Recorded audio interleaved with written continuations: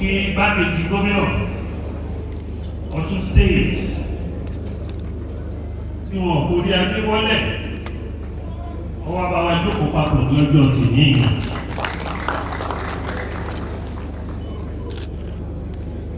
Òkè gbogbo àwọn ọ̀jọ̀gbọ́n tí mo ti rí lórí ìjókòó wọ́n fẹ́ bá wa kọ àtàkọ ọtí abáàdúrì ní àpérò yìí.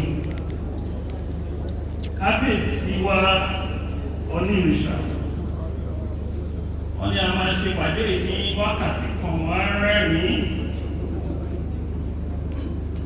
Kábíyèsí ò mọ̀ pé ilẹ̀ Yorùbá làwọn pè jókòó yìí. Gbogbo ọba ò lè pe lẹ́ẹ̀kan náà. Ṣùgbọ́n ní ta bá ti rí ọba tó bá ti wọ 200 lórí ìjókòó, ọba ilẹ̀ Yorùbá ti pé. Ó lè kojú ka àwọn ọba tó jókòó látòrí high table àtàwọn ọba tó jókòó pẹ̀lú wa ní another high table. There are more than 200 obas in the city. Kí Kábíyèsí Onírìṣà for his courage láti pe ìpàdé iṣẹ́ ìnílẹ̀ ìṣe. Kábíyèsí ọba Olóhùn ti sọ gómìnà alọ́dún mẹ́rin ìní alọ́dún mẹ́jọ àpò bẹ́ẹ̀ ọba wà lórí ìtẹ́. Rò pé pàdé Kábíyèsí give glory wọ́n sálẹ̀ lórí ọ̀rọ̀ tìyí o. Àfihàn láti bẹ̀rẹ̀ kọjá wá dálẹ̀ níbi yóò Kábíyèsí Onírìṣà. Àbí kó láti kò tẹ́ ìpínlẹ̀ bí ọmọ yìí. Ìbí kó bẹ̀rẹ̀ ọ̀rọ̀ yìí. Ìbílẹ̀ Ọlọ́run ló ẹ̀kún ọ̀gbẹ́ máa sọ̀rọ̀. Oòduà festival ni mo wá. A máa kọ́ pé kọ́sìbìsì sí Kábíyèsí agbọ́dọ̀ kọ́kọ́ ní bàbá tó lọ bẹ̀rẹ̀ festival. Ọ̀rọ̀ àwọn Kábíyèsí wa méjì àti kẹta ní Kwara State wọ́n pa ó tamilára àti Òṣogbo mo ti ń bá ìbínú yẹn bọ̀. Ló ti fásitì Kábíyèsí Onírìṣà ẹ lọ pé ìpàdé lọ́balọ́ba kíákíá báyìí wọ́n sílé o ọba nífẹ̀ẹ́ ló rẹ́bísẹ́ǹtì wọn. Mo ní nǹkan tó ṣẹlẹ̀ yìí mo ní èèmọ̀ ló wọ̀ èèmọ̀ wọ̀ lú o agbọ́dọ̀ mójútó. Bí ìwà gbọ́ síbẹ̀ torí Yorùbá máa ń pa nǹkan mọ́lẹ̀. Mo ti wá kọ lẹ́tà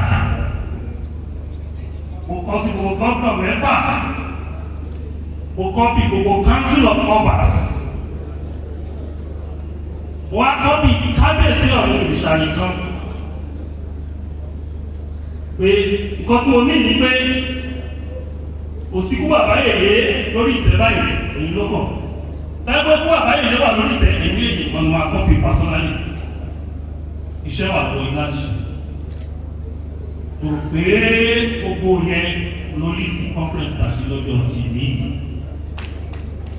Mo tó wá fẹ́ sọ àwọn láti ẹni sọ̀rọ̀ àmọ̀tẹ́gbẹ̀ ẹni sọ̀rọ̀ ẹni sáré lórí ọ̀rọ̀ ti ààrẹ. In 2018 ti Kábíyèsí àti Kábíyèsí Ọ̀ọ̀ni lóyìn tó bá wọn wá báyìí àbí Kábíyèsí àbí ní wá báyìí Kábíyèsí ní tó bá oyè ààrẹ wá báyìí. Nígbà tí Kábíyèsí Aláàfin fún mi lẹ́tà mo sáré wá sí ọ̀dọ̀ Kábíyèsí Orísun wa. Wọ́n ní wọ́n fẹ́ bí ní oyè ààrẹ ó Kábíyèsí náà ọ̀fọ́ sí ẹ̀fẹ́ ọkọ̀ mi balẹ̀ torí mi fẹ́ kó mẹ́rẹ̀.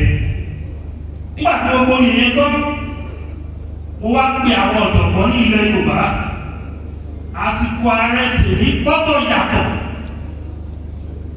kí a fẹ́ ṣe.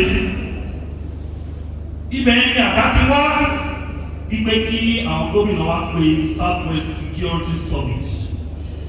Mo wá kọ lẹ́tà sí gbogbo àwọn gómìnà tó ti kọ́pì àwọn ọba wa ní Council of Obas. Nígbà tí ọkọ̀ bí wọn 2 months later wọ́n dàbí lóhùn. Àfi ọmọ olú ìlàró ìkan ló pè mí. Mo ti wá right reminder. Ìpè mo ti kọ lẹ́tà sí yín. Wọ́n lè fi ọjẹ́ oyè àwòdì kó má lè bá dìyẹ ló ti di Ààrẹ Ọ̀nà Kakanfò ilẹ̀ Yorùbá. Mo ti kọ lẹ́tà sí ẹgbẹ́ sọ́mìtì yìí. Wọ́n ti dáhùn mo bá gbà mí díà lọ. Mo bẹ̀rẹ̀ sí pa àwọn tètè fún 8 months nígbà tó di 1 year and 2 months. Àwọn gómìnà wa wọ́n pe ìpàdé yìí ní Ìbàdàn àbábọ̀ ìpàdé yẹn wọ́n wá ní kí nominate ẹni kọ́kọ́ represent mi ní kọ́mítì lẹ́yìn ìpàdé yẹn wọ́n á nominate kò sí Ààrẹ Ọ̀nà Kakanfò ilẹ̀ Yorùbá. àbábọ̀ ẹ̀ ló bí Àmọ̀tẹ́kùn ibẹ̀ náà ti decide pé orúkọ àwọn security agency tó máa wà nílẹ̀ Yorùbá Àmọ̀tẹ́kùn ló máa jẹ́. Àmọ̀tẹ́kùn yìí ẹni sọ̀rọ̀ Àmọ̀tẹ́kùn inú mi dùn pé ti state ìpínlẹ̀ tẹ̀lé Ondo state regional outfit ni ó yẹ kí Àmọ̀tẹ́kùn jẹ́, ṣùgbọ́n nígbà tí òṣèlú wọ̀ ọ́ dá padà sí state outfit. tó wáyé pé Àmọ̀tẹ́kùn lọ jẹ́ regional outfit tí Èkó náà ṣe Àmọ̀tẹ́kùn tó ní Èkó lówó and support state mara tí gbogbo wọn ní joint operation. The joint operation kìíní ló yẹ kó wà ní central ní Ọ̀ṣun yìí níbi ẹgbẹ́ ọdẹ ohun òun ẹbí ẹ̀kọ́ta wà, ṣùgbọ́n nígbà tí òṣèlú wọ̀ wọ́n tààrù wọ́n sọ the state outfit Lagos state withdraw. Ogun state ní recruit kò tó 300 people. Ọ̀ṣun kan state láyé gómìnà tó lọ wọn wọ 200 kò wà effective.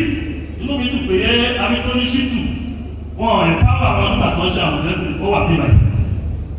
Èkìtì náà pọ̀ lọ títí but Ọ̀yọ́ state and Ondo state wọ́n mú project yẹn ní wọ́n mú dáadáa wọ́n lọ́wọ́ sí dáadáa. Ọ̀yọ́ state and Ondo state ó dùn mí pé ọmọ Ọ̀yọ́ state kò rán ìwà sí ìbàlẹ̀ ó dùn mí gan. Wọ́n èdè òkòkò kí ni ẹ̀kọ́ rò kò tẹ̀ tí wọ́n díjí Àmọ̀tẹ́kùn ẹ̀wà bíbá yìí. Ó náwó sí Àmọ̀tẹ́kùn yẹn dáadáa àṣà náà tó bá lè kùtẹ́ sí Àmọ̀tẹ́kùn ní Ọ̀yọ́ state the first salary is 70,000 naira ni ìyẹn gọ́ọ̀nà Ọ̀yọ́ state. Ondo state náà ṣe dáadáa àpẹẹrẹ làwọn bá fi ń yìn wọ́n lónìí. The source of those projects kò lọ́wọ́ mẹ́. Àwọn sọ̀rọ̀ wípé báwo la ẹgbẹ́ yanjú ọ̀rọ̀ àwọn ajínigbé yìí? Kábíyèsí ti Adérò ọ̀rọ̀ security kọjá dìwó. Ẹni tó bá gbé ìdúró security á ṣẹ̀wọ̀n. Tí o bá fẹ́ bẹ̀rẹ̀ security tó bá wọ koríko security state government tó o bá ní àkúgbà state government àbí local government chairman ènìyàn á rí ẹ̀wọ̀n he. Àwọn náà ti lo gèrè wọlé ní OPC ìyàlá bá bẹ̀.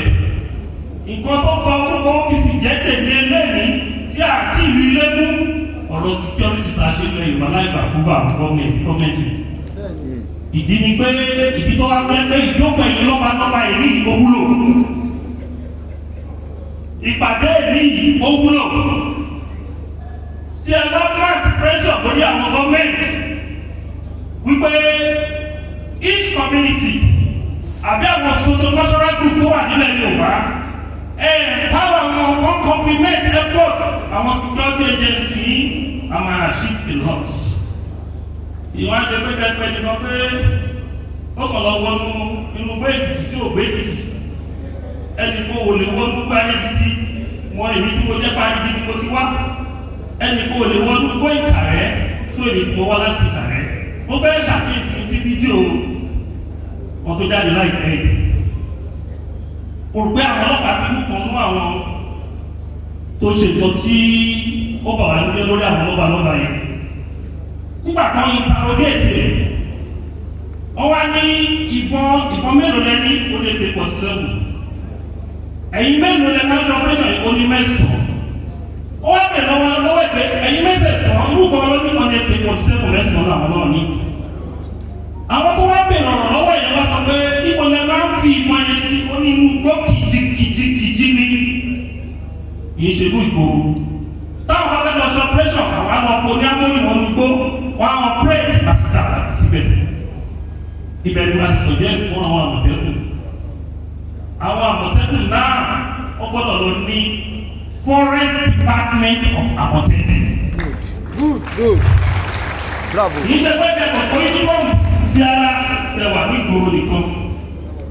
Àwọn tó wà ní abúlé nínú igbó tó ń wọ forest ní ẹ̀lọ́ rìkúùtù wọ́n wá jẹ́ forest department of Àmọ̀tẹ́kùn.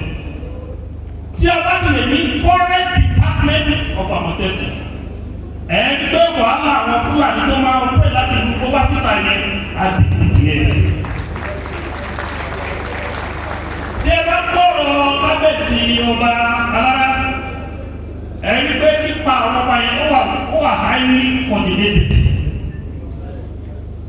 nígbà tó wà ká ọba mẹ́ta ẹ̀mọ́ ìsílẹ̀ méjì wájà kábíyèsí Alára ó ní ọba táwọn ọba ní sínájì tó wà ní Kwara State náà ni wọ́n máa ń ṣiṣẹ́ papọ̀ kò sínú àwọn tó wọn kọ́ fi pa méjì ní mẹ́ta ó wá padà ápọ̀ ọjọ́ mẹ́rin tó ṣe ti ọba Èkìtì wọ́n wá sí lọ pọ̀ ọba kẹta ní Kwara State tẹ̀wọ̀n pé wọ́n mọ̀ plan láti pa àwọn ọba àwọn yẹn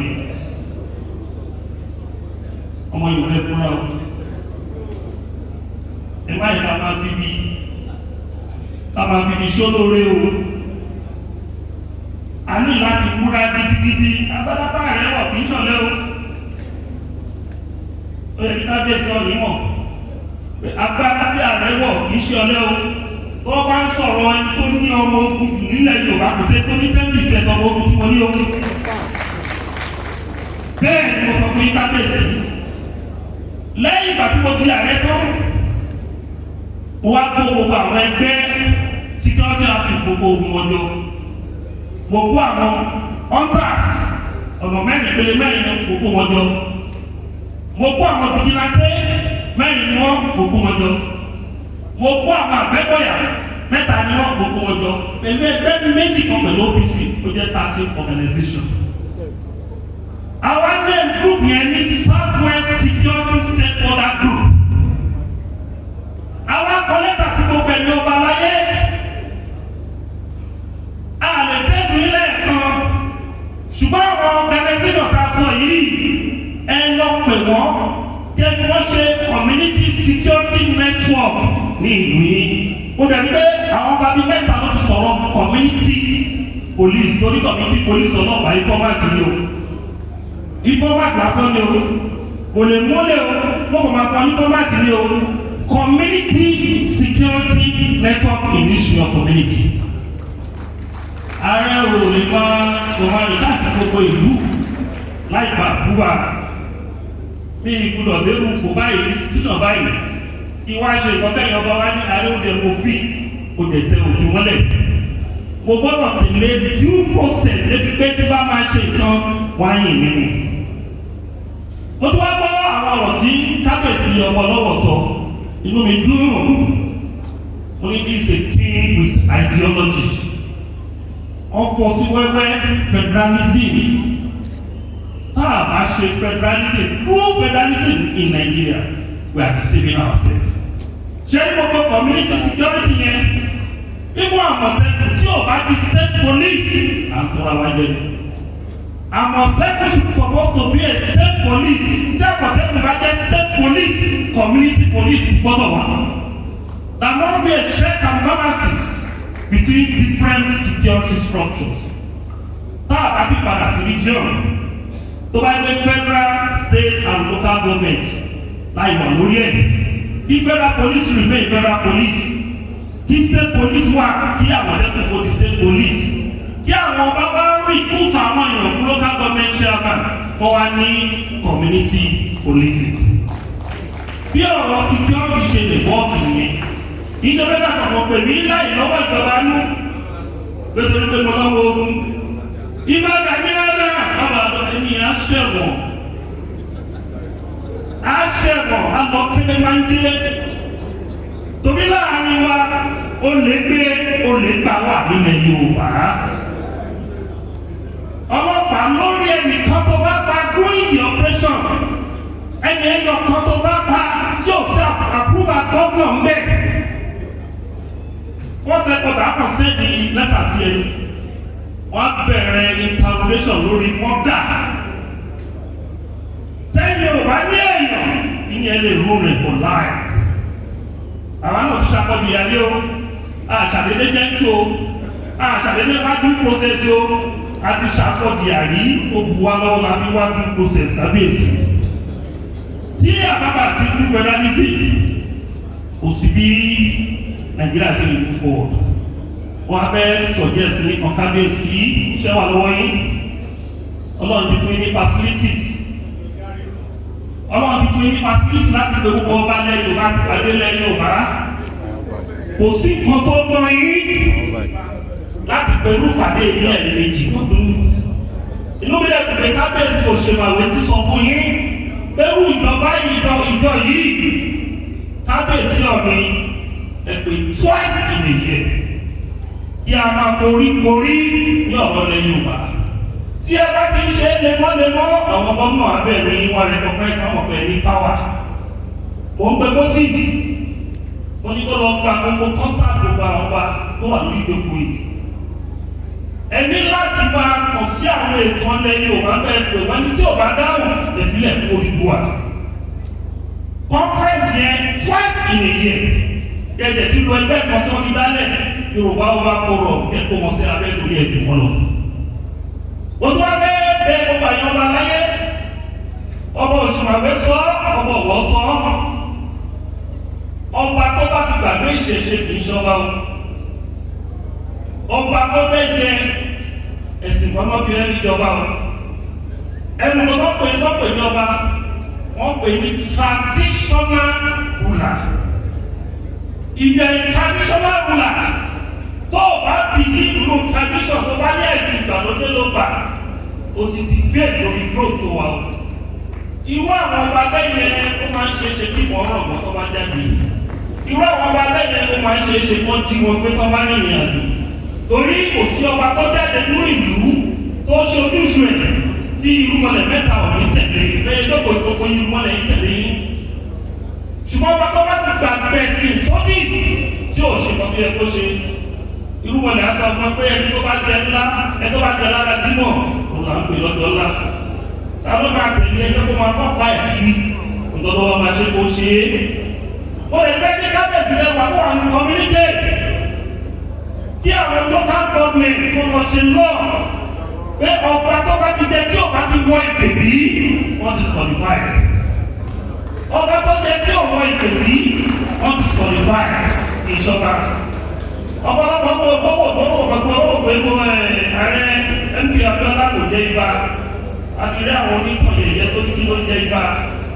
Èmi náà mọ̀ tó jẹ ibà ọ̀tí tí mo lé ìgbèbí ààrẹ ọ̀pọ̀ kàkàkù. Àwọn àgbààgbà Ọ̀yọ́ tó bú mi ní ìpèbí fún ọjọ́ mẹ́rin tó wá ní ọmọ táìtù tó máa ń pe ààrẹ láyé àti ọmọ níbi òmọ́ wọ́n ní ìgbà lójú ogun ní wọ́n máa ń pe ààrẹ kíkọ́ tí wọ́n bá yẹ bí o bẹ́ẹ̀ sáà jẹ ní ìbẹ̀ lọ́rùn ọba ló máa ń lò kẹ̀lẹ̀ ọ̀pá ìṣẹ́gun làárẹ̀ máa ń gbé dání ní òpin pass olùkàlùkù pẹ̀lú àyè tiẹ̀ ní ẹni tí ọba dẹ̀ mọ ìpè tí kò lè mọ̀ tán ìlú ẹ̀ ẹni tí ọba dẹ̀ mọ̀ tán ìlú ẹ̀ kò lè mọ ìṣẹ̀dálẹ̀ ìlú ẹ̀ ó ṣe é ṣe pé kọ́ba yẹn lórí oyè kó máa ṣe kàtàn.